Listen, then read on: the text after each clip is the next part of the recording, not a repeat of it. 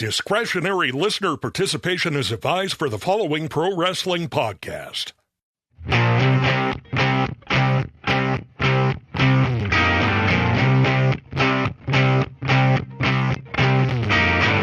Sweet dreams are made of this. By this, I mean the Stick to Wrestling podcast. I want to thank my friends at the Eurythmics for writing that song about their favorite podcast, Stick to Wrestling. It is the only wicked good podcast out there.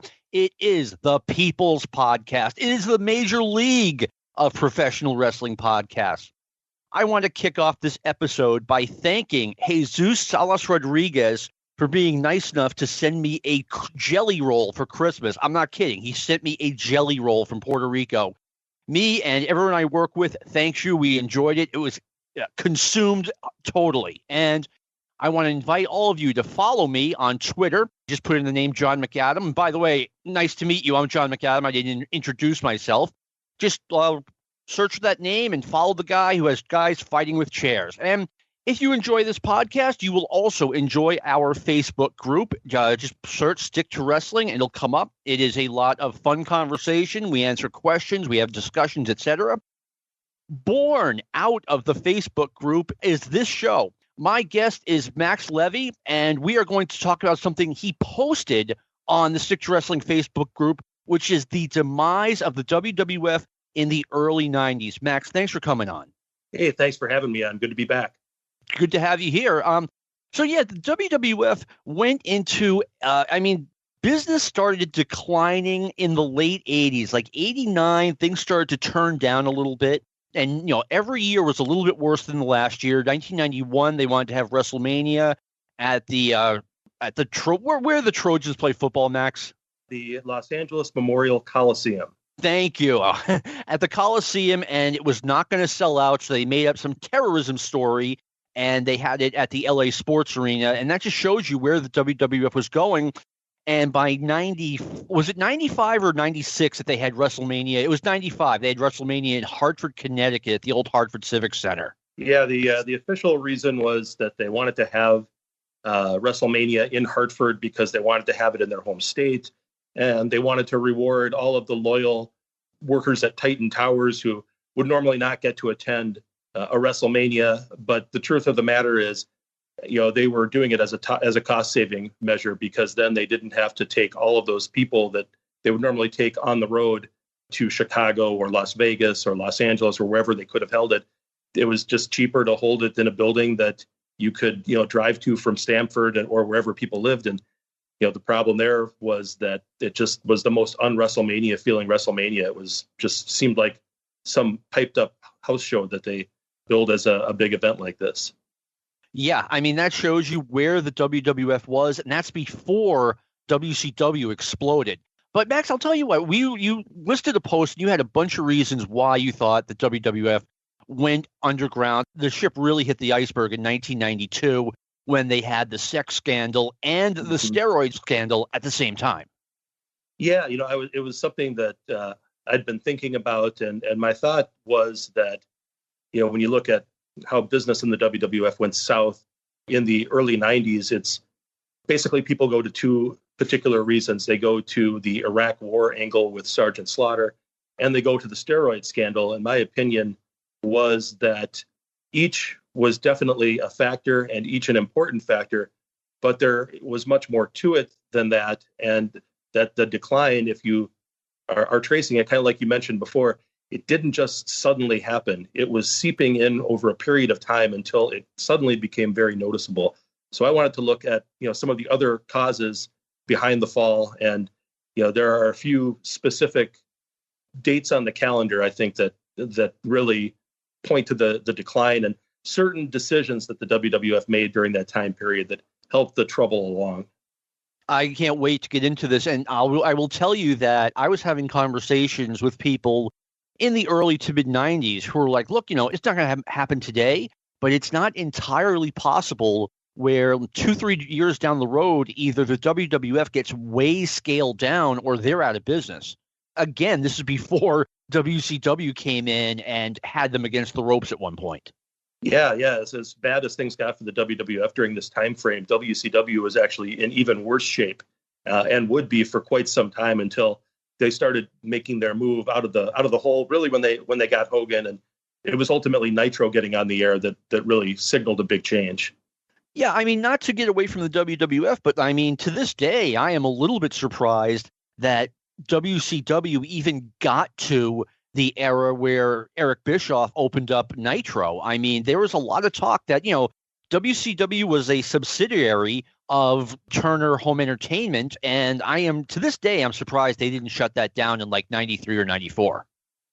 Yeah, ultimately, I think, when you talk about 93, 94, the idea that things had gone really south with Hogan and the WWF by then, he wasn't going to be sticking around. I think the idea that, we can get this guy and that will change everything was enough for whoever was writing the checks to say, okay, try to go get him. If you can, we'll write the check. Let's see if we can make something of this. If, Hogan stays in the WWF and there's no chance to get him, I do wonder if, they either would have pulled the plug completely or would have scaled it down into something that was more along the lines of strictly a TV product with, no pretenses about trying to run any, arenas or cities or things like that. That is what I was saying in like 93, 94. I was saying that is what WCW should become, strictly a television product that puts out pay-per-views and, and don't pay the wrestlers big salaries. Have it, okay, I understand you want to go to the WWF and this is a step up the ladder, and that's fine.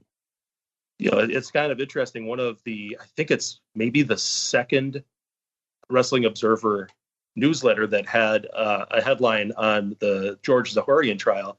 The other big headline that week was Ric Flair getting fired. So a lot of this insanity happening to both groups was happening at the same time. Yeah, and you know what? A lot of people don't give Eric Bischoff credit for getting WCW up on its feet. Yes, he did not keep it going forever, but I thought he was really smart. Like Bill Watts wanted to save WCW by making it smaller and smaller. Eric said, hey, let's make it bigger and bigger. Let's get on a primetime slot on a major network. Let's get Hulk Hogan. Let's get Randy Savage, etc.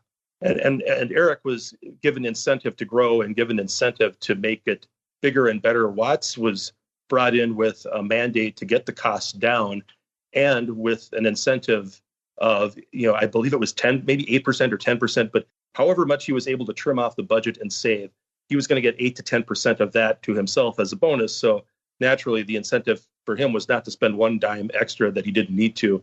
And it really showed up on the screen and in the way that the TV production kind of got scaled down. And some of the guys they brought in that clearly they came cheap, guys like Tony Atlas, who nobody wanted in 1992, Butch Reed, who was kind of washed up at that point, Dick Slater, Greg Valentine, guys that, to be perfectly frank, weren't going to make up any money, but probably didn't cost them a lot. Exactly. And I remember the argument, Brian Pillman didn't make it personally, but Bill Watts was trying to severely cut Brian Pillman's pay. And Brian had a contract that was signed in good faith, and Watts is like, hey, let's tear up this contract.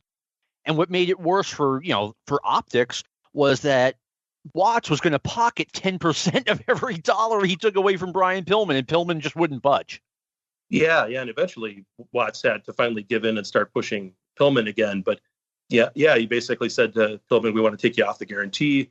We're going to give you a per night, not a ceiling, but a per night floor. And, we're going to try to get you, as many dates as possible to make it up to you. But he decided that he would rather be in the opening match making, $200,000 or whatever it was than being in the main event to be, guaranteed $750 a night or $1,000 a night or whatever it was. And, just hope they ran enough house shows to make it worth it. Yeah, and it was the right move for Pillman. As I said, the company signed a contract in good faith. They need to live up to it. Anyway, Max, let's talk about the demise of the WWF. Like, what do you think was the biggest factor? Well, it's hard to say what the biggest one was because I think that it was a lot of things together that either happened simultaneously or happened consecutively. So I want to go back and just start with, WrestleMania 6. It was a huge success. They sold out Skydome in Toronto. Hogan versus Warrior was, in the minds of some people, literally a miracle about how good it was. Nobody could believe it. I've heard people since then say, oh, well, it wasn't that good. It doesn't hold up to repeat viewings. But that doesn't matter. It matters on April 1st, 1990, what the people watching then thought of it. And I don't know if anybody, maybe some people were rooting for Hogan and he lost and that upset them or whatever, but nobody could look at the match and say that it was bad. They were coming out of that pay-per-view on a big high. And right around the time of the pay-per-view, either maybe I think they announced during the pay-per-view that they were going to the LA Coliseum the next year. They did. Within a week of the pay-per-view, they had Jack Tunney sternly tell us that, Hogan and Warrior had pushed themselves beyond, the limits of what he could tolerate as proper human conduct or whatever. So he was not going to sanction rematches. I mean, right there, it's very clear. Hogan, they just had Hogan versus Warrior, the Ultimate Challenge. It's very clear that the following year it was going to be Hogan versus Warrior, the Ultimate Rematch, because, that stadium held 92,000 for football. I think the WWF was kicking around 120,000 as a potential crowd for WrestleMania 7. That's preposterous. They couldn't get that many in there, but they were going to get close to 100,000 depending on how they scaled it. And literally the only match they had that could possibly have filled it was Hogan versus Warrior 2. And in an alternate universe, they went through with that. And maybe what happened in the years afterwards ended up being a lot different. But instead, late in the summer, they ended up deviating towards Sgt Slaughter. And, a lot is made about the Iraq War angle and Slaughter eventually becoming an Iraqi sympathizer with the gimmick. When he came in, Iraq hadn't invaded Kuwait yet. They brought Slaughter in the middle of the summer with the idea that he's going to do his old heel Marine gimmick, but he's going to be a Cold War relic who still wants to feud with Nikolai Volkov, even though communism is done and the Russians are our friends now and Nick's a babyface. I think a week after they started running the first vignettes that he was coming back, that's when Iraq went into Kuwait. And it wasn't really until, probably taped in late August, but getting on the air in the mid to latter part of September. That's when they brought in Sheikh Adnan El-Kaisi as General Adnan to manage him. That's when things started getting connected with Sarge siding with Iraq. And they basically booked themselves out of the one match they had that was going to fill that stadium. And, as a wrestling fan, I think I'm not going to say that there were no fans that were offended by the Iraq angle or thought that it was in terrible taste and maybe tuned out because of it. That was absolutely the case. But I remain convinced to this day that the real reason WrestleMania 7 failed was because nobody bought Slaughter in that spot. Nobody wanted to see that match. And fans just rejected it. The fans aren't the idiots that the promoters think them to be. And I truly think that they promised the fans a nice, shiny new bike, Hogan versus Warrior, and, gave them, the beat up, rusted bike that had been sitting down at the city dump instead. What are people going to want? And I really think that deviation to Slaughter that was one of the many, I'm looking for the right word, raindrops in the water that ended up being the tsunami on the other side of the ocean. Yeah, and there's a couple of things I wanted to go over. Number one, for some reason, I don't know the details of this. They thought they were getting Ric Flair. They thought they were going to have Ric Flair by April or March 1991, and they were certainly going to think about having Hogan versus Flair as, the main event. I'm not sure, like I said, I'm not sure how I know that in the back of my head that they thought they were getting Flair, but they did. Secondly, I think another thing that worked against them, when Warrior beat Hogan at WrestleMania 6, they did not start pushing Warrior as their new number one guy. They clearly had Warrior as, maybe even Hogan as number one, and Warrior as 1A. That's when Hulk Hogan became the immortal Hulk Hogan, and they talked about him. And I think what they should have done was, look, we put the title on the Warrior. We've been looking for this guy who's going to take us to the next post-Hogan era. Give him a real shot. And what they did instead, SummerSlam, and that brings me to SummerSlam, it was Rick Rude against the Ultimate Warrior for the title. But the real main event, it felt like, was Hulk Hogan against the Earthquake. And here's another problem, in my view. They started pushing guys who just didn't have it. Nothing against John Tenta, but is this guy really a main eventer in the top promotion in the world? I thought he was a pretty decent worker, but, on the other hand, he did not have a great look with the beard and, the long balding fringe. I thought that the sit down splash that he did was a really lame maneuver because it was abundantly clear that he was, I'm looking for the right word, that he was pulling it, that he wasn't really landing on the guy with any weight. You couldn't look at him do that move and have that suspension of disbelief that says this is a legitimate move. So he'd do it. And it was clear he was stopping short of his target on the way down, which is good. Yeah. You're not supposed to hurt the other guy, but it's also supposed to look like it would hurt him. And it really did not. And flipping over to Warrior and Rude, I wonder sometimes if they actually knew they were going to go with Warrior until maybe the very last moment, because they had nothing set up for him as a challenger. Their move was Rick Rude beat him for the Intercontinental title. He's the only guy who's ever beat him. So we're going to have Rude be, the number one contender. And Rude cut off all the curly hair and stopped kissing the ladies. The innuendo-laden interviews were gone. He started to, take things more seriously. And, what happened from there was, we were supposed to instantly buy him as a challenger. But at WrestleMania 6, I would have thought, have him beat somebody that fans might take seriously, like have him beat Beefcake, for instance. Really put him in a position where coming out of it, you can legitimately say he's the number one contender and maybe you have a chance of drawing. And instead, he beat Jimmy Snuka, and he was just coming off a feud where he jobbed to Piper all over the country in gimmick matches to close it out in the early part of 1990. There was no way to take him seriously for the spot. Yeah, and I haven't even brought up Dino Bravo and the giant push that he got. I mean, that was absolutely crazy. And I'm sure some people, they grew up watching the WWF and grew up with the top heels being Randy Savage and Roddy Piper and Ted DiBiase. And now you've got the Earthquake and Dino Bravo. You got to lose some fans just from disinterest. Yeah, and the worst part about it too is that Piper's still there and Savage is still there and DiBiase is still there. So it's not even like you can say, well, those guys are gone, so now they have these guys. Yeah, it's like they had all those big stars still there, just doing other things, and now they've got Bravo and Earthquake getting pushed to the moon. I'm not as down on the Earthquake push as you are. I think it could have been done better, and I think that pairing him with Bravo, especially, it seemed like Bravo was actually being pushed as the bigger star of the two. Yes. That didn't work, and nothing against Jimmy Hart, but, maybe it would have worked better if it had been Heenan. I don't know. It's just, there were ways, give him a better look, give him a better finisher, get him away from Bravo. And, maybe things could have gone a little bit better. Maybe have him beat somebody on the way to Hogan who mattered. Yeah. And you say nothing against Jimmy Hart, and I agree with you, but let's face it, Heenan had been portrayed as the number one manager by a really long margin since 1984, and now we've got this guy, Jimmy Hart, who we all know is just not as big a star.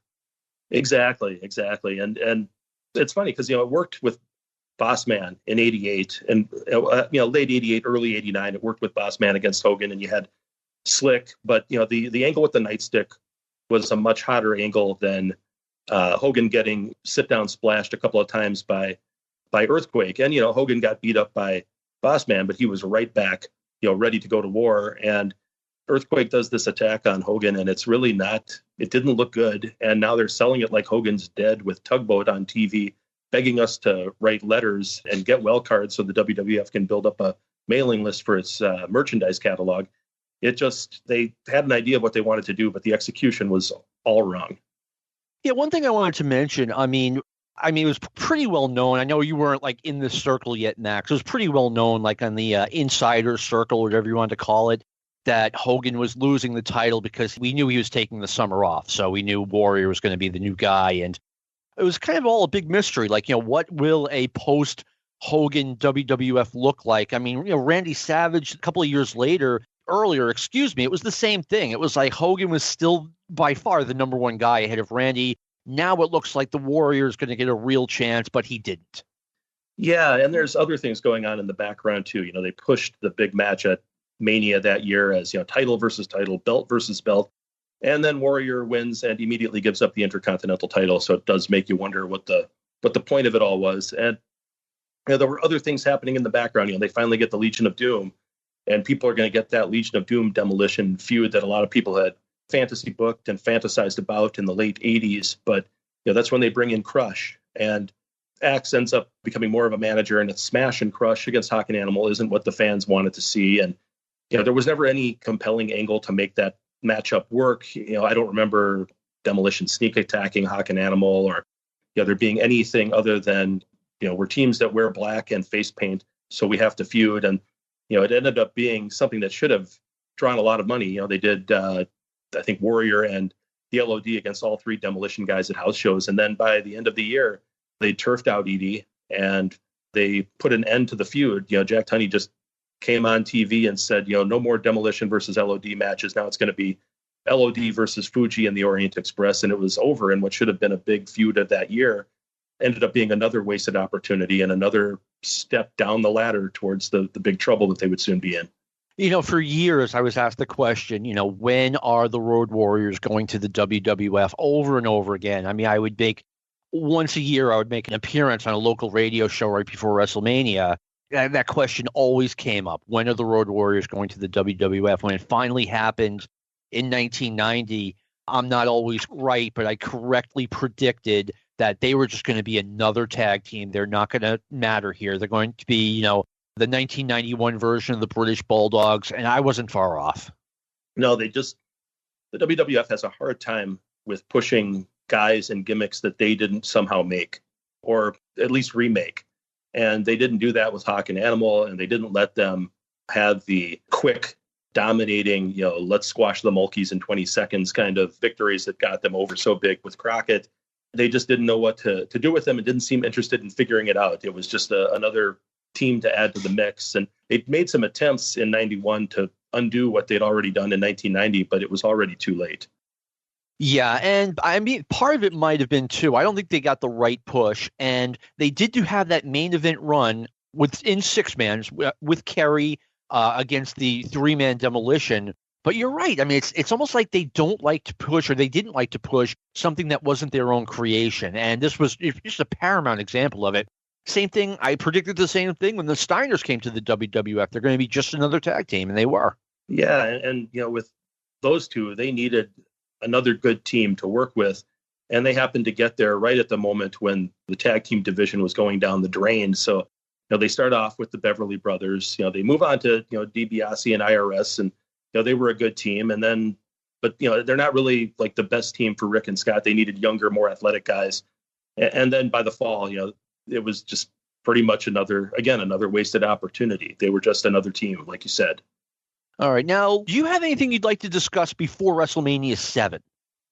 Let me think about this. I think we've mostly touched on the stuff I wanted to get to. Mainly, that I guess as I was reviewing things to get ready for this show, this conversation, I was kind of tracing where they were going with Sgt Slaughter and the whole Iraq gimmick, and it was a gradual build that got progressively more over the top and more offensive, probably in the minds of most people. He went from just bringing Adnan in as a manager to suddenly Sarge is waving the Iraqi flag.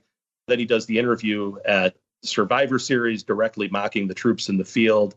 Then in December, he goes on TV with a pair of boots that he says were sent to him by Saddam Hussein and that he's going to wear them at the Rumble against Warrior. And then at the Rumble, he's not only wearing those boots, but that's when he switched out of his old fatigues into the Iraqi uniform.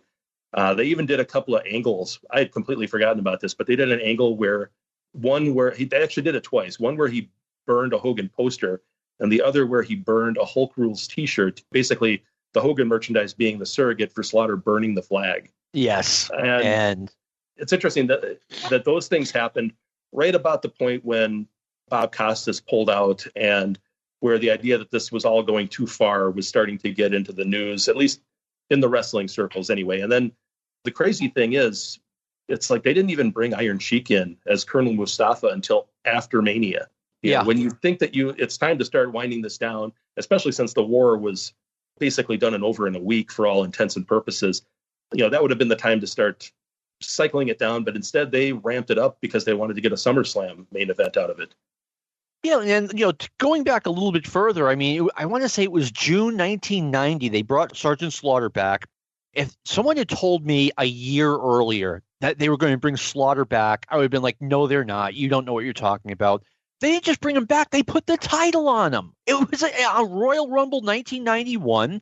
Ultimate Warrior, they decide they've had 6 months or 8 months with the title, whatever it was long enough. And they put the title on Slaughter, so we all know what WrestleMania is going to be. To me, the most incredible champion of all time, the one, like, if you had told me a year before that this guy was going to have the title, was Bob Backlund, but Sgt Slaughter is a close number one. Close number two. He was completely washed up. He's in the AWA where, they do a monthly TV taping in Rochester, Minnesota, south of the Twin Cities, in front of maybe 1,000 people. They run some high school and VFW spot shows, in front of 300 people. And the G.I. Joe thing was over. Any fame that he'd had from his big WWF run was pretty much finished by the middle of 86. He was overweight. He was slow. It made absolutely no sense. And they didn't bring him in for this role. I think he was going to feud with Volkov. Then he'd probably move on to Duggan. And then, maybe eventually he'd turn babyface and have a going away feud of sorts and then retire and become an agent. But, instead he got this push of a lifetime, and it's just ridiculous, even more so looking back at it. Yeah. And this is, again, another reason why the WWF went down the tubes. I mean, in 1989, late 88, Jim Crockett sold the NWA to Turner, and Turner was considering, I know there was some talk about contacting Sgt Slaughter and bringing him in. And I was like, don't, it's not 1984 anymore. This guy has nothing left. And here Vince is making him, by leaps and bounds, the top heel. He's the champion, and he's headlining WrestleMania. And I'll say something else, too. I don't have a problem telling you that I found the Iraq War angle offensive. I have no problem telling you that. I know a couple of guys who fought in Iraq who thought the whole thing was great, and they're entitled to their opinion. But they say, oh, yeah, they'd get the Observer and they'd rally around it, and they loved it. And, hey, fine, if you guys like it. But I still don't think a wrestling company should be building an angle that stems from a real war where people were dying. I completely get it. And I definitely believe that there were others who shared your opinion that this was too offensive and too over the line. I know that in 1991, I was much younger and probably wasn't really thinking as broadly as that. And, my thought is that, I think a lot more fans were just turned off by the fact that this guy who arguably shouldn't even be in the company was main eventing the biggest show of the year. But I absolutely agree. It was in bad taste. It wasn't necessary. It's not like, man, we have a chance to get one of the biggest stars going right now. But because of his gimmick, if we get him, we're going to have to do this Iraq War angle, but it'll be worth it for the business. It's like it actually was negative to business. There was no need to do it.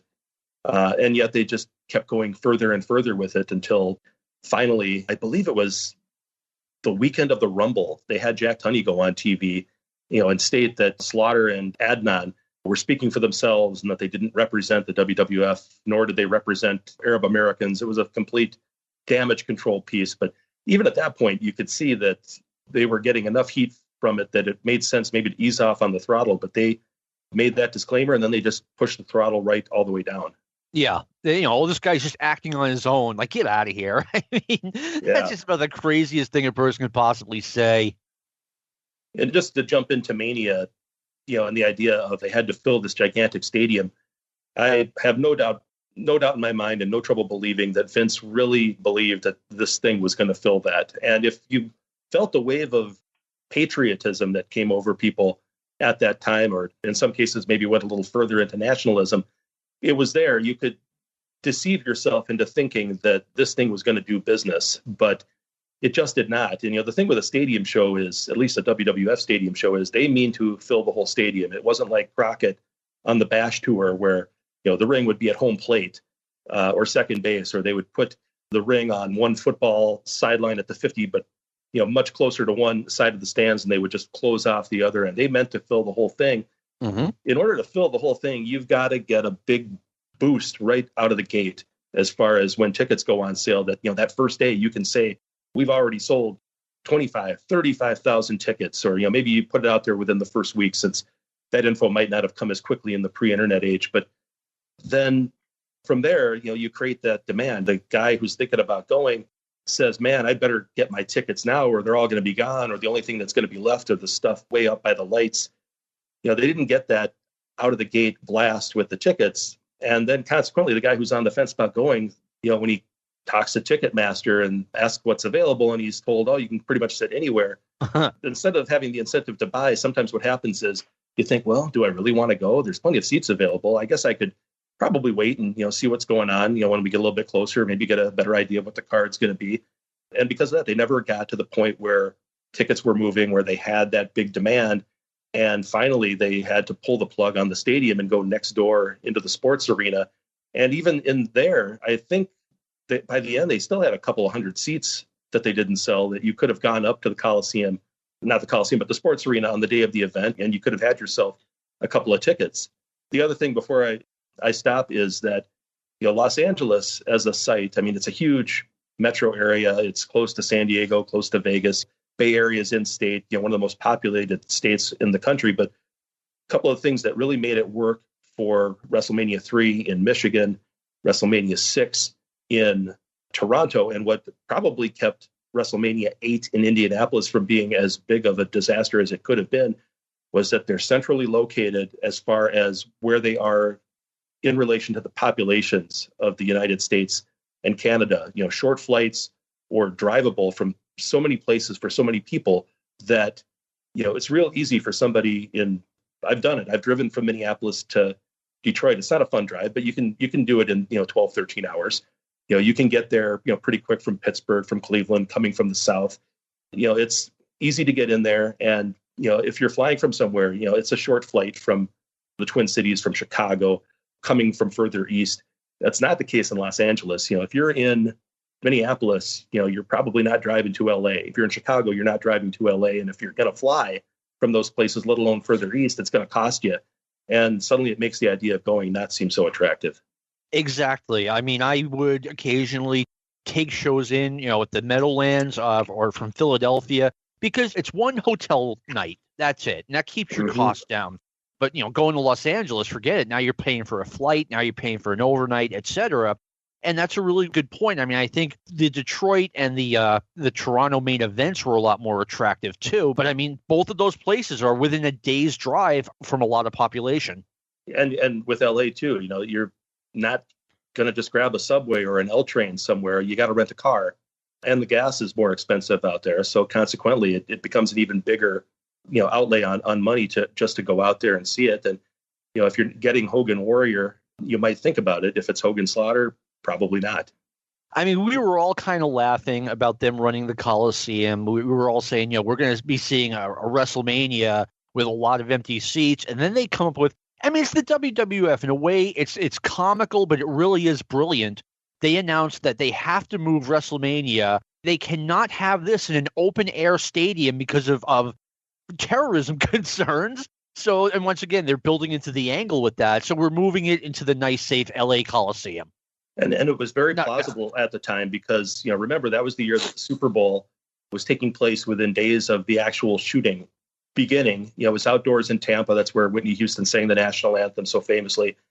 And a lot of the stuff we're getting into sports stadiums now with metal detectors and, you can't bring this and you can't bring that. We take it for granted as normal. It was already in place in a lot of areas before 9/11. And since then, it's become even more intense. But the first time that ever happened anywhere was in the early part of 1991. Super Bowl was a big part of it. Here in the Twin Cities, they had NCAA basketball tournament, first and second round games at the Metrodome. So a lot of those seats are far away. You couldn't even bring a pair of binoculars in. That's how worried they were. And, the Metrodome for past and future NCAA tournaments, you could seat hop quite a bit because, there were always some empties, and who wants to sit through, a doubleheader or even a quadruple header. That day, you could get out of your seat, go get a hot dog or something, and then you come back to go sit down again. And the usher that you previously passed, who, you maybe have passed a couple times already, is asking you for your stub. It was, the idea that, oh yeah, terrorism, I get it. Yeah, that makes sense. It was plausible. It was ridiculous, but it was plausible. No, I definitely hear what you're saying. I mean, and not to not stick to wrestling, but I do remember January 15th, 1991, when it turned midnight, and I'm sitting there watching CNN, and they are focused on on Baghdad, and all of a sudden, you see explosions on your television, and I just remember that moment being, oh my God, we're at war, and it's on TV. Yeah, it was like a video game or a TV show. And just to clarify from before, I was not saying that the WWF legitimately had any threat of terrorism. I mean, they just couldn't sell enough tickets. But right, them putting it across to the public, if you didn't know better, you'd think that it made a lot of sense. But yeah, it was very weird when the war started. We'd never had anything like that before, and it was just very strange. It really was. I mean, at the time I was 25, and we had, in my lifetime, or to my knowledge, I know Vietnam was still going on when I was a little kid, but I was a little kid. And this is the first time in my life, we are at war, and we kind of have been ever since. But anyway, so yeah, yes. we have WrestleMania, and then Hogan wins the belt back. and they take the feud with Slaughter around the horn. It actually did pretty well at the gate for the most part. But WWF was already seeing like their houses were going down a little bit at a time. And by mid-1991, it just wasn't what it used to be. I mean, selling 6,000 seats in Sacramento or whatever, hey, that's great, but it's not what it was. And there are reasons behind it. It's because the product was getting weaker. Now let's talk about SummerSlam 1991. The main event, ladies and gentlemen, is Hulk Hogan and the Ultimate Warrior against Sgt Slaughter, who is old and washed up, Iron Sheik, who is unforgivably old, washed up and out of shape, and Sheik Adnan, who is an old man. This is what they're trying to push as a main event. But wait, it's actually kind of a double main event, because at the end of the show, we're going to see Randy Savage and Elizabeth get married. That is not a wrestling show to put on your number 2 show of the year.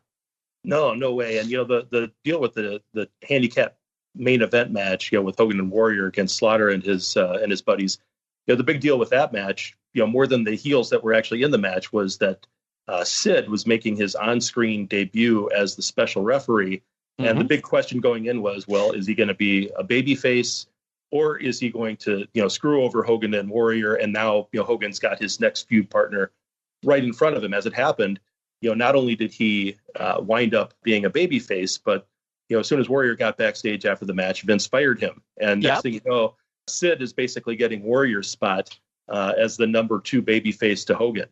And he ends up going on, they've spent all that time building up Warrior versus Undertaker over the summer. Again, another case of, you think you're getting one thing, then you get the other. They do the deal where, Warrior's feuding with Taker, and, he asks Jake to show him the dark side. And then it turns out Jake and Undertaker are really in league with one another. And so it adds a new dimension to Warrior versus Undertaker. And then just when it's really going to get going at the house shows, Warrior's fired, and now Sid is against Undertaker. And, they did the deal where Sid, stood up to them when they tried to disrupt a wedding reception. I can't believe I'm saying this, but, it just didn't, Sid hadn't been around enough. He hadn't been established enough to have that spot. And then to make matters worse, he ended up getting hurt. And so, they went from promoting him as the number 2 guy to Hogan to suddenly Sid is off TV and you're down another babyface. I think that's about when they started bringing back Savage. I know that they were going to do that eventually, but I think Sid getting hurt ended up speeding up the timetable. It definitely did. I definitely remember that. I also remember in 1991, WCW was going to put the belt on Sid at the 1991 Great American Bash. That's not speculation. That is a fact. They offered him the world to remain in WCW. And for the first time, it's said to be for the first time, when Vince McMahon would sign a new wrestler, he wouldn't guarantee them anything. He would just say, hey, I don't give guarantees. I give opportunities. And Sid was the first guy he gave a promise to. He promised, I heard this from a good source, he promised Sid a big push and the WrestleMania 8 main event. So when people say, why didn't they do Flair versus Hogan at WrestleMania 8? Allegedly, it's because Vince promised Sid that spot. I've heard that as well. In fact, even though I was slowly creeping to the inside at the time, I wasn't all the way there yet. I remember hearing about Sid getting promised that spot even when he came in that summer. I think before he'd even been on TV, the word was going around that he was coming in for much more money than they would normally promise someone. And they were going to give him that, WrestleMania 8 main event. And just looking at Sid, he had the look, he had the insane, intense interviews. He was absolutely terrible in the ring. And Hogan was not probably the guy. Well, we saw it for a fact. Hogan is not the guy to get a good match out of him. No. And then the whole, we're kind of skipping around here, but the deal with Sid was that, he and Hogan had their falling out start at the Royal Rumble, and then Sid turned on him in a tag match, a couple of weeks later. The idea was, how could Hogan's good friend Sid turn on him like this? But the problem was Sid got hurt so quickly after SummerSlam that all that time that was supposed to have been spent building them up as buddies never happened. So when you're telling the fan, oh man, Hogan's good buddy Sid has turned on him, the fan is thinking, are they really that good of buddies? We haven't seen Sid in months, and now he came back and he's turned heel almost instantly. There was no bonding period. It didn't make a lot of sense. I think what we're talking about, the summer of 91, you got to talk about the other big thing that happened that summer, the trial of George Zaharian, That's right. The physician from Pennsylvania who at one point was introduced by Joe McHugh at all the tapings in Allentown. And he'd been popped in, I think, the latter part of 1990, steroid distribution. And then his trial happened in July of that year. And because he was going to name some WWF guys as clients, Hogan was one of them. Piper was definitely one of them. Rick Martel. It ended up, this is when the steroid stuff started getting into the national news, and it led to the infamous Hogan appearance on the Arsenio Hall show. Again, I'm going to say that I don't deny that, this steroid thing coming out was extremely damaging to the WWF, but I don't think it's damaging necessarily in the way that a lot of people think, because again, the fans, they weren't idiots. We knew they were all on steroids, or most of them. It's funny, at the time, the assumption was, somebody like, I don't know, Rick Martel couldn't have been on steroids because, he's much smaller than Hulk Hogan or Warrior. But of course he was. And so were most of the guys, even the guys we didn't think were. And I don't think the fans really cared. I think they did care when it came out because it ruined the illusion in their mind that they could at least pretend or speculate that they didn't. But the negative publicity, it was bad for the WWF with sponsors. It was bad with the WWF for TV stations that they wanted to get the syndicated shows on. It was bad for the WWF at Target and Toys R Us because they're not getting the prime shelf space that they once were. And it hurt them with the moms and dads of their kid audience that ended up, maybe thinking twice, boy, do I want to buy little Johnny and little Jenny tickets to the next show at the Coliseum? Or, do I want to get that, that Wrestling Buddy doll or that Hulkamania's Greatest Hits VHS cassette? I think that it hurt them in those peripheral ways. But I think that the fans mostly didn't really care that these guys were on steroids. They just wanted to watch their wrestling show. The fallout of this was they had to start testing guys. And in the early part of 1992, you see the very obvious steroid guys starting to get weeded out. Warlord is gone. Barbarian is gone. Bravo is gone. Other guys, my Hercules goes. Other guys as well. And the guys who are left, because they're being tested, they aren't using as heavily. And now the physiques in 92 aren't looking as good as they looked in 91. And that's where I think the steroids ended up hurting them, because you've trained the fans to believe this is what stars look like. Now they don't look like it anymore. And I think it played a role in fans not being as interested. I definitely do. I mean, a lot of the fans tuned in to see those physiques. And like you said, this is what a star is supposed to look like. And now you've got Randy Savage wearing a full bodysuit every time you see him on TV. Warrior came back and he's hiding his physique. It was crazy. I mean, I just want to share an anecdote with everyone.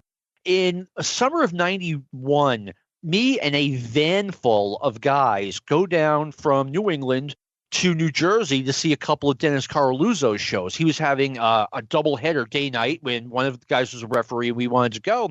And the conversation turned to steroids. And one of the guys who should have been smart enough then was like, yeah, Hogan's on steroids and this guy's on steroids, but yeah, that's pretty much it. And I was like, are you kidding me? They're all on steroids. The only guys who weren't were guys like Dusty Rhodes and One Man Gang. That's it. And this guy wouldn't accept it. I'm like, he's like, Bret Hart's not on steroids. Terry Taylor's not on steroids. Arn Anderson's not on steroids. I'm like, you're nuts. You're out of your mind. Yeah, exactly. It's funny. Every WWF show I ever went to, and a couple of WCW shows in that era as well, there was always some joker yelling, doing the steroids chant at, somebody like, Hercules or Warlord or, somebody in WCW who fit the bill, Rick Rude, Orndorff or something. And people would, nobody would argue with them. People would actually laugh. It was all just sort of a nudge, wink, wink joke. And, the idea that fans didn't know or that fans would care, is stuff that, it's harder for me to get my head around. It's not like Ben Johnson cheating to win the gold medal at the 88 Olympics, where he actually won because of steroids. I don't think fans even connected it in the sense that, if you do a lot of steroids, you'll get a push. And if you don't do any, you won't get a push and maybe you won't be here. I don't think the fans really connected with that. I think they just connected with, these guys look like something ripped out of a comic book, and steroids are something you need to use to look like that. And, that was about it. I don't think people were offended by it in the way that, a major leaguer or an NFL guy testing positive would have made people feel. No, I agree with you there. And here's the thing. I think the steroid scandal, it kind of took away their ability to look the other way. Like, this guy is huge and doesn't look natural, but I'm not going to ask any question. Like, now you have to say, okay, there's a good chance that this guy is using. Yeah, and in the Observer, Dave points a lot to Hogan going on the Arsenio Hall show and lying. And I wish I had looked up exactly the context that he put it in, because it's something that he brings up often when the steroid scandal of that era is discussed. But I always thought that the thing that was bad was not so much that Hogan lying on the Arsenio Hall show turned off fans. I mean, I think it probably did with some. There's no way you can say that it didn't, but I don't think that was the issue so much as him lying was another thing that hurt the WWF with sponsors, hurt them with mainstream media, hurt them with getting the shelf space in the toy stores, hurting them with mom and dad who controlled the purse strings. And then as time went on and the product started declining and attendance started going down with it, then that, as the thing that not toppled over many other dominoes, becomes more important. But I think in a vacuum, it wasn't such a big deal. I could be completely wrong. Maybe somebody's got numbers that completely put it in an opposite frame where, somebody can say, oh no, Hogan lied on Arsenio and TV ratings declined by 13% within a week and never came back up again. But, my perception has always been that it's the bad stuff that caused as opposed to the act itself that was the problem. Yeah, I mean, it was the ripple effect, as you're implying. So now we're going further and further downhill, but we're not near the end of the cliff. One good thing that happened for the WWF, they finally got Ric Flair. He finally came in September of 1991. I mean, it's there in black and white. The houses went up. People wanted to see Hogan and Flair. Yet I still have people who say to me today that they remember Flair showing up on primetime wrestling, and their reaction was, who is this old man? And I was interesting. I just assumed that, it's funny. I never saw it in terms of there are WWF fans and there are people who are not WWF fans. I mean, there's clearly a few in each case, but there was wrestling on TV back then. I was going to watch it, and I just assumed that everybody watched all the wrestling that was on and knew to some extent who everybody was. To me, the idea that nobody would know who Ric Flair is it's strange. I don't know what to say, but attendance in late 92, attendance in late 91 and early 92 was actually, it was softening in some places, but it was actually doing fine in a lot of others. The real problems for attendance didn't start until after Mania. And there's another scandal that we'll get to that I think played much more of a role in that than the steroid situation. But Flair coming in popped the gates. They took Flair and Piper out in a few places, held back Hogan. Then they did Flair and Hogan. I do think that Flair and Hogan not having a feud that was properly pushed on TV prevented that feud from being what it could have been. I mean, I know that allegedly Vince made the promise to Sid that he was going to put him on the main event. And I would have said, Sid, I'm sorry, but things changed and I'll make it up to you.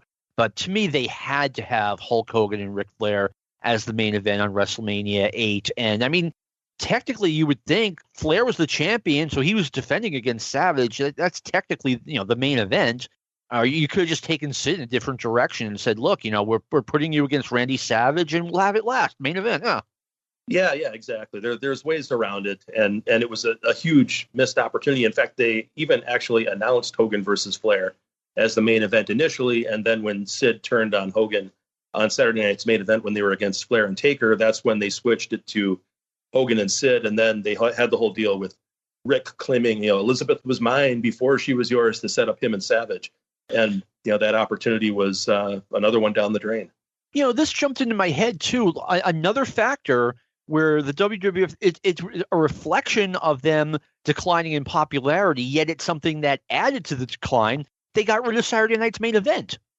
Yeah, it ended up getting dropped by NBC. And the last one to air on NBC was in I want to say the spring of 91. I don't know what the reason was for it getting dropped. That ratings. It could have been ratings. It could have been, when the steroid stuff broke that summer that was one of the dominoes that fell. The other thing too was that when they put Saturday night's main event on as an occasional replacement for SNL, Saturday Night Live was in a very bad period creatively and for ratings, to the point that at the end of the 85-86 season, Dennis Miller was on Weekend Update openly joking about, whether or not the show was going to be canceled. They even had a contest where the winner was going to get to go to the season premiere of the 86-87 SNL season. And Miller commented wryly, if there is one. And that was the year, with like Robert Downey Jr. and Anthony Michael Hall and Randy Quaid and all these people who had names, but who didn't belong in that environment. They weren't that kind of performer. Mm-hmm. But then you ended up with the Dana Carvey, Mike Myers, Phil Hartman, Jan Hooks, Kevin Nealon, John Lovitz, and Miller were still around, all these talented people. And suddenly the need to replace SNL with a wrestling show every once in a while no longer existed, because they could get great ratings from the live shows, and even the reruns or the clip shows ended up doing good ratings as well. But then it ended up moving to Fox, and they did two on Fox. One was early 92 between the Rumble and Mania. The second one, late 92, right before Survivor Series, in prime time instead of late night, an hour instead of 90 minutes. But I don't think they did much for the ratings, and then that was the end of it. Yeah, and like I said, having them on NBC, I mean, to me, it made them look so major league. I mean, the idea of wrestling on network television was just insane when they first started doing it in 85. And now they're no longer on, and to me, they just look a lot less major league. Absolutely. Absolutely. And even like the two Saturday Night's Main Events they had on Fox, it's funny. It's still the WWF. The production values are about the same. They shot a big angle on the one in February with Sid turning on Hogan, and they had Michaels win the Intercontinental title from Bulldog on the one in the fall. And I think they did something to push Flair and Razor against Savage and Warrior for Survivor Series, but it didn't quite feel like Saturday Night's Main Event. There was just something about it that was different. Maybe it was just the fact that it was on at, I think it was on at 8:00 local time here in Minnesota in Central Time, as opposed to being a late night in the SNL slot, and it just didn't feel the same. Yeah, and then they had 3 primetime specials. Granted, it was on a Friday night, but you're still prime time on network TV with the show where, they had on Hogan versus Andre with the Hebners, and they had 3 of those, and then that went away too. And once again, making it look less major league. Yeah, the second one was the one where Savage and Hogan had their big breakup, where Liz wound up taking that just amazing bump when you consider, who was taking it. And the funny thing was, when they had those shows again, they didn't really push either of them hard. I think they had 2 more after that. I think they had one in 90 and one in 91, or maybe it was just one in 90, but they didn't push it hard. And, it wasn't treated like it was a big deal. They didn't like run some super big angle or some super hot match. It was just sort of, a thing to throw on TV. And there was nothing about it that felt special, by the last one that they ran. Whereas the first two, that was event television. The first one, did ratings that no other wrestling show in history before or going forward after is ever going to touch the ratings for that Hogan Andre match. Those were special. And when you build something up like that, you got to keep it special. And they didn't. All right. The third one I thought looked special because it was Hogan versus Savage. They were supposed to have Mike Tyson as the guest referee. Oh, yeah. Buster Douglas upset the plan. Right. And Buster Douglas just made a mess at all of that. By the way, speaking of that special, shout out to Jamie Ward. I saw Savage turn on Hogan at his house live that night. But anyway, back to 92. Now we get to the good stuff. The big steroid scandal, number one, and these happened concurrently. This was a 1-2 punch. The steroid scandal and kids are allegedly being molested by wrestlers. Yeah, I was checking out the calendar to kind of get an idea of the dates on, when did all of this happen? And the sex scandal with the ring crew kids getting, harassed and coerced into acts and so forth. Now, that ended up happening a lot closer to Mania than I realized. I had thought that it had happened late 91, early 92. I don't think that even broke until March, but boy, once it broke, it was a big, big deal. And it was a lot bigger, to be perfectly frank, than the steroid deal was, at least as far as being big within a concentrated period of time. And I really believe that a lot of the trouble they had with attendance after Mania was because of this, because with the steroids, it's like, oh, yeah, they use steroids. They all do. All right, no big deal. But when people heard about the ring crew, getting harassed and wrestlers allegedly getting harassed and having to trade sexual favors for jobs and pushes, that was a whole other deal. I mean, there's no other way to say it. The opinion of gay people in 1992 by the general public was a lot different than it is now in 2020. And I really think that even if it's just 2 or 3 people doing some horrible stuff, I think in that era, it played into people's worst fears and worst prejudices. So, oh yeah, sure, those guys did it because they're all like that, that sort of, and then on top of that, you have the whole situation with it being, well, how do you put this? There's a homoerotic aspect to professional wrestling. There just is. Yeah. It's hard to deny. And that just sort of puts it even more into people's minds because now they're thinking, well, which wrestlers are gay? And, in 1990, now it's, not an issue for people, or it shouldn't be. But then people just thought differently, and it was a big deal. And whereas mom and dad who control, are we going to buy the pay-per-view? Are we going to go to the arena for the local card? Are we going to buy the merchandise? Are we going to rent the wrestling videos at the video store? For them, these guys using steroids, I don't think was a big deal because I think mom and dad always knew. They maybe didn't like it when it came out because now they've got to talk to Junior about it. But boy, the sexual harassment part of it, I mean, that was something else that I think really did turn off the parents of these kids that they needed to sell all that merchandise. And it created this ripple effect of they lost a lot of that audience. And then they doubled down on the goofiness to try to get them back and ended up driving away people that could have sustained them if they had taken a more serious approach. Right. Now, I mean, not only do we have shrinking wrestlers, but, the sex scandal thing started. I mean, it started with Barry Orton doing an interview. I think it might have been with John Arezzi, where he talked about him being in the backseat of a car, wedged between Pat Patterson and Terry Garvin, and Orton, and I believe him. He said they wouldn't leave him alone. And this story just exploded. And, now Barry's on CNN, and he's not equipped to, without being coached, just telling his side of the story. Then we've got Vince McMahon, Dave Meltzer, John Arezzi on the Donahue show talking about this scandal, and it just blew up. Like I said, it started so small with Barry Orton sharing a story that happened to him back in the 70s, I think, and it just blew up, and that is when people started telling their kids, hey, I don't want you watching this. Yeah, it was definitely a Arezzi show. Yeah, I read some of the observers about this in preparation, and that's where Dave brought it up. And then, it ended up being the deal where some of the kids who'd been ring attendants who had, made these accusations, and I think Orton as well, ended up on the Phil Donahue show. Yep. And that ended up being a pretty big deal. Dave was mentioning Tom Cole, who I think now is maybe the most remembered of the people who made the accusations. But there was another person whose name is escaping me that Dave said, came off extremely credibly and extremely believably.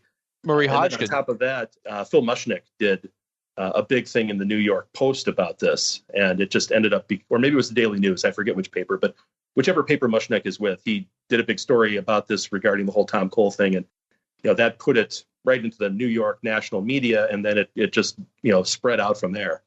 They had a guy, his name was Murray Hodgkin. They had hired him as an on-air personality, and Murray is on the Phil Donahue show.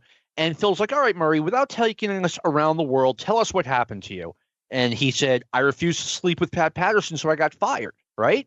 Now, very well put. And it struck me, like, as I was watching the show, I'm like, Vince McMahon could kill this right now. He could say, look, I made the decision to fire Murray Hodgkin, and it was not based on anything he's talking about. He could have made it that simple, and I don't know why he just didn't use that as a go-to. Just say, look, Murray, I made the decision. It had nothing to do with anything you're talking about. Yeah, I don't know why he didn't do it either. I wonder if he didn't know what to do, or if he thought there was some other way that he could somehow control this. I know that with Murray Hodgson, that it ended up being a deal where he sued the WWF over this, and then eventually, I believe his own attorney ended up dropping the case and referred to Hodgson as like the biggest con man that he'd ever met. And the idea that Hodgson was just trying to jump on the bandwagon to get a payoff seemed to be pretty legitimate, at least based on what I remember, which makes the fact that Vince didn't try to shut this thing down even more ridiculous. It's bizarre. Yeah, I don't know why he didn't think of that, but I've heard from a good source that, yeah, Murray was full of it, that, Vince just didn't like him and had nothing to do with anything else that may or may not have happened. And, I mean, maybe the story is true that someone, proposed to him or whatever, but I don't believe that story. I don't believe he was fired because he turned someone down. So the fire starts to spread now. I mean, you've got these shows where they're interviewing superstar Billy Graham, Billy Jack Haynes, Dr. D. David Schultz, whoever is willing to talk. The female referee said she was assaulted by Vince McMahon. Thank you. And so now this is all over the place, and it's all bad news. Right. And you'd think that, with all this bad news going on, if they could just seize on some of that momentum from WrestleMania with Ultimate Warrior coming back, everything would be fine. But A, the scandals aren't going away, and B, that momentum they were hoping to get doesn't happen. Yeah, they were supposed to come out of there with Warrior picking up the feud with Sid, and Taker was going to keep feuding with Jake. But Jake either quit or was fired either the day before or the morning of WrestleMania.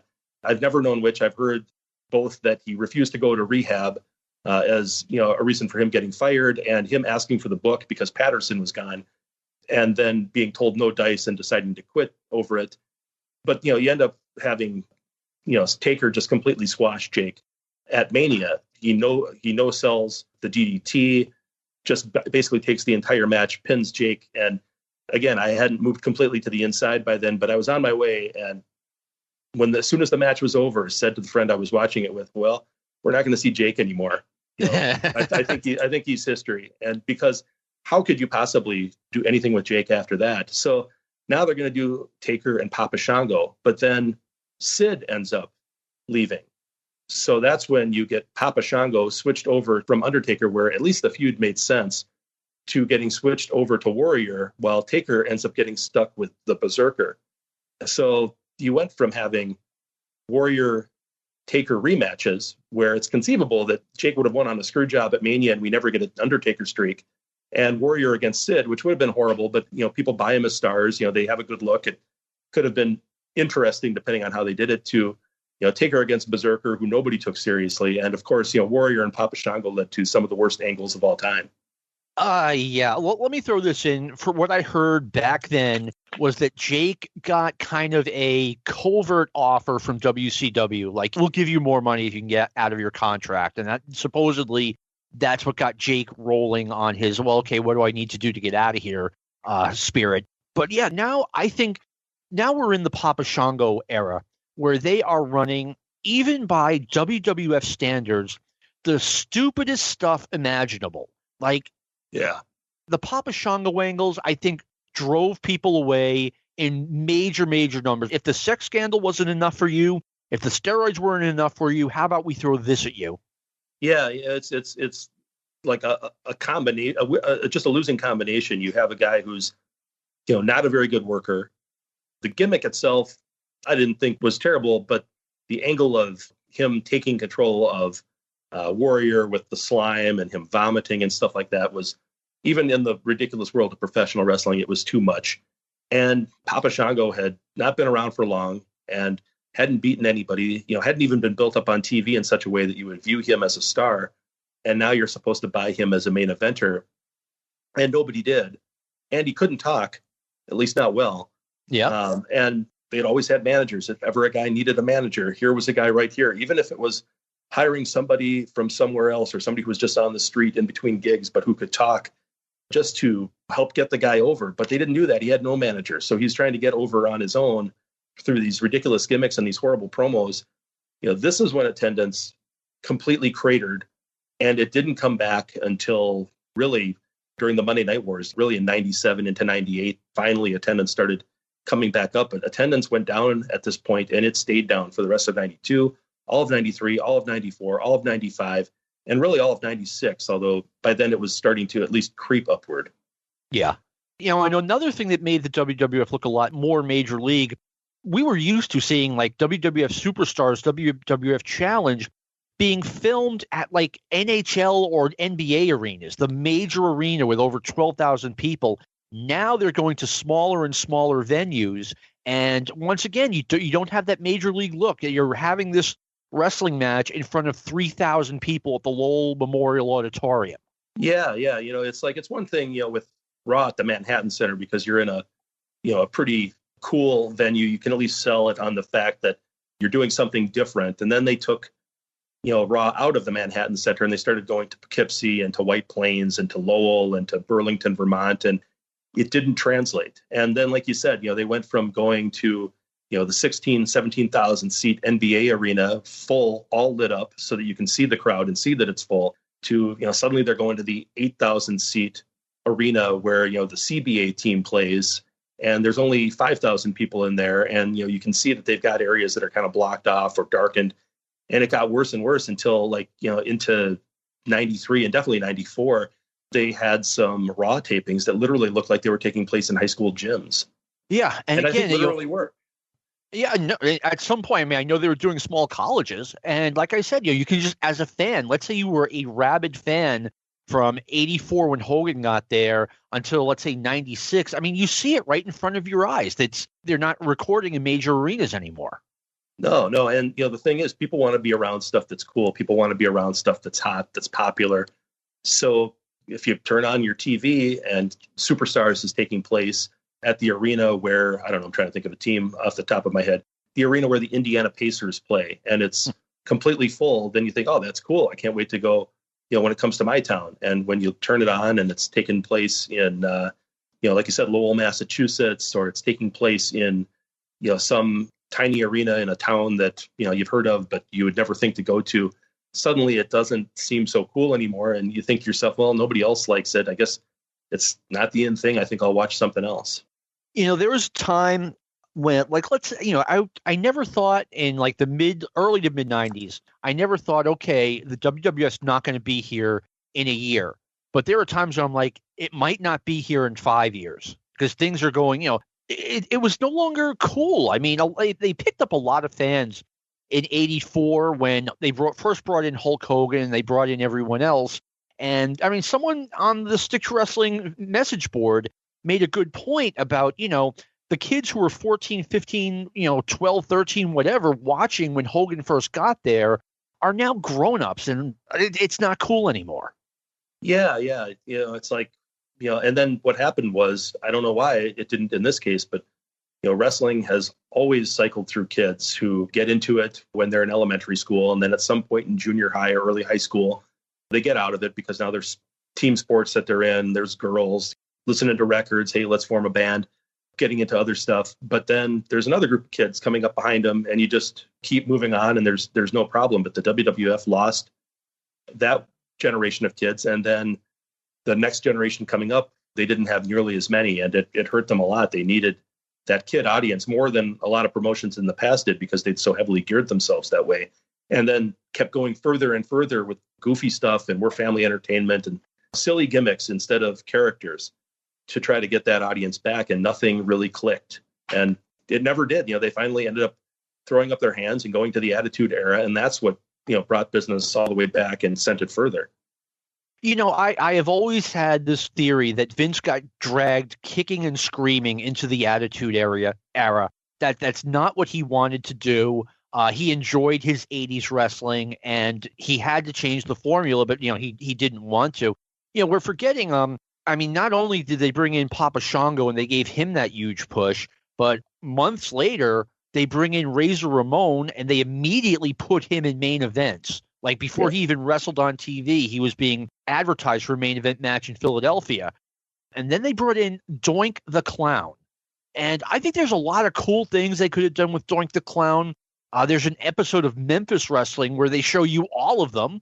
But the WWF, it was just a stupid guy, a clown heel, and it was horrible. And they kept, like I said, pushing dumber and dumber character. Well, I want to say dumber and dumber because nothing was dumber than Papa Shango. But, obviously this was not what the fans wanted, as evidenced by ratings, pay-per-view revenue, and what's going on at the arenas, and they just never smartened up.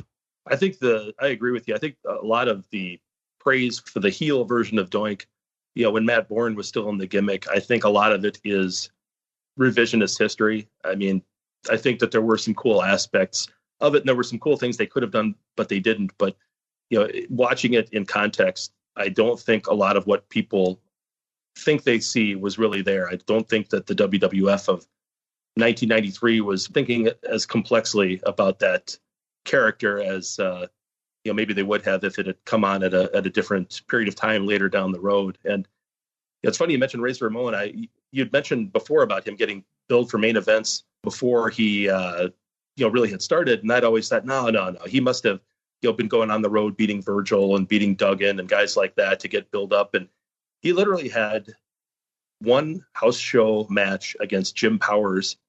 And other than that, he did nothing but TV squashes until he came in right at the beginning of September or late August as a main eventer with Savage. He was actually a guy that they used the old WWF format for, where you bring a guy in for a lot of TV and then you start him right away at the Garden with Backlund before he's gone anywhere else. And they did that with Razor. They decided we're going to make a star. We're going to bring him in on top. We're not going to mess around with him in the mid card. And credit to them, they were committed to it. He wasn't the guy I would have picked, but it ended up working out all right, I guess. Yeah, long term, it definitely did, especially for Scott Hall himself. Now, we're in overtime here, but there's two other things I want to talk about. No, this is great.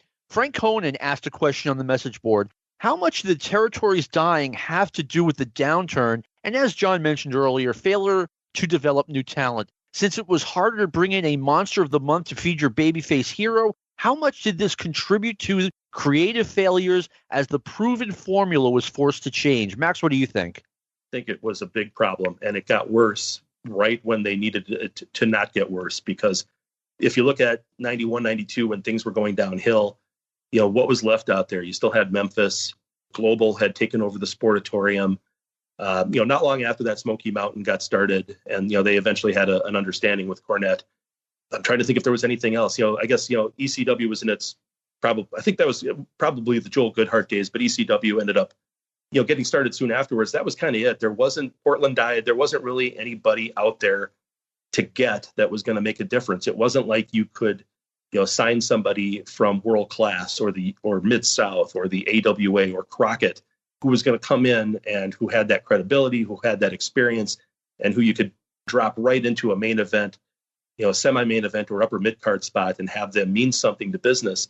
There wasn't anybody like that. An ultimate example being, they brought Mabel in from Memphis because the guy was just absolutely enormous.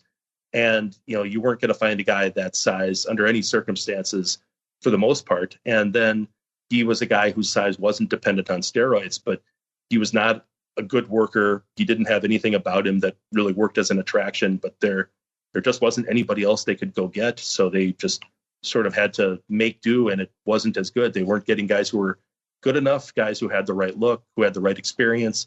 It was bad because 93, 94, that's when you needed a Mid-South or a World Class to go get somebody from. And those groups weren't there anymore. It was all over. No, I mean, there wasn't even a lot of wrestlers that you wanted that were in WCW that you would have really wanted, which brings me to my final point on this. And by the way, I totally agree with everything Frank said, everything Max said. I mean, the WWF just couldn't go and get a junkyard dog from Mid-South. That was long gone. And they were now bringing in guys and pushing guys that I had barely heard of, guys that I knew from independents and around there. There was the talent pool, that minor league so-called talent pool was gone. 1993, they bring in Lex Luger. Now, first they bring him in as a heel, and they give him an absolutely horrible gimmick, the Narcissist. Luger has a motorcycle accident. He's on the shelf for a while. And then July 4th, 1993, they have Yokozuna doing the body slam challenge on a military ship. And a helicopter comes out, and who comes out but Lex Luger wearing stars and stripes, and he slams Yokozuna, and we now have the next Hogan. Or so we think. Number one, I thought that it would be a completely different ball game if it had been Sting getting out of that helicopter. And if there was any way the WWF could have gotten him, they should have. I think he would have been a difference maker. But number two, I am a Lex Luger fan. I see a lot of potential in him. I saw a lot of potential in him late 80s, early 90s. They gave Lex Luger a push that was doomed to fail. They had the big build-up for SummerSlam, Yoko versus Lex. and they make Lex out to be the biggest candy-ass babyface imaginable. I mean, the stuff they were having him do was ridiculous. And, they're counting on him being their next Hogan. At the time, I was taken aback. I'm like, don't you guys watch MTV? Like, Nirvana and rap is what's in. And they're trying to make this guy, like I said, almost a Bob Backlund with a Hulk Hogan look. Max, share your thoughts. Yeah, it was. They really mishandled Lex Luger for pretty much the entirety of his time with the promotion. The narcissist gimmick was a loser. Lex, had shown in WCW that he could be a very good heel, just not this type of heel. They didn't need him to have, the silly gimmick with the mirrors and a nickname that was a word that, to be perfectly frank, I think went over the heads of a lot of their people in the audience. Just let him be, Lex Luger. Let him be himself. Let him be the arrogant jock who's got the body, who thinks he's better than everybody else, and go with it from there. And then Lex has also made an effective babyface, but the whole Made in the USA thing was just not a fit for him. Maybe there was some other guy that it could have worked for. It could even have worked to some extent for Sting, although not to the extent that they pushed it. But it just wasn't a fit. It didn't fit Lex's personality, even the whole gimmick. Like, at what point during Lex's entire career to that point had he ever been associated with the red, white, and blue and the patriotism and the flag? It just came off as extremely forced. And then they build him up to that big match at SummerSlam, and then they don't give him the title, even though they have the celebration afterwards as if he did, which just made the fact that he didn't win the title look even worse. They were a promotion in a lot of confusion. The final breakup with Hogan was happening. They weren't quite sure what to do. I mean, here's a promotion that is dying for star power, and they've got Randy Savage, and they're using him as an announcer and not sending him on the road and using him in pushed feuds where he could have made a difference. The whole thing was just a ridiculous situation. It was really a lost year. They needed to have things happen in '93, and with the launch of Raw and some of the changes that way, it seemed like it was getting off to a good start, and then it took a bad turn, and it ruined the chance for a comeback and kept them down for years. I think things may have been way different had they just, my understanding is that when they had Luger come out and slam Yokozuna on July 4th, he was getting the title at SummerSlam. I mean, that's what I heard from a good source. And then I later heard that they got cold feet on him and they decided to wait. And it's like, look, you had that build up. You have to find out if he's going to carry the torch. You have to have him beat Yokozuna at SummerSlam the same way that Hulk Hogan came right in and beat the Iron Sheik in Madison Square Garden. Yeah, supposedly they thought the money was in the chase. Like, oh, we can't just stop it now. Let's keep it going. Let's push this out to Mania. Maybe we can draw some money off of the chase, and people will come to see Lex and Yokozuna in their town because they think tonight's the night. But we'll keep them apart for a while to build the anticipation. But the problem was they built up SummerSlam so much that story of Lex's life. He had all those feuds with Flair, and never won the title from him. And then by the time they gave him the title, it was because Flair was gone. They built him up to get the big win over Yoko at SummerSlam, and then they didn't do it. And consequently, they more or less cut him off at the knees right there. Yeah, they did. I thought that was one of the worst decisions ever made in wrestling. I mean, I'm not saying, Lex Luger would have been a giant success or anything like that. But like you said, they cut him off at the knees on that night. Well, we didn't get to every reason why the WWF had such a rough run in the early 90s because there were so many of them. We got to the major ones.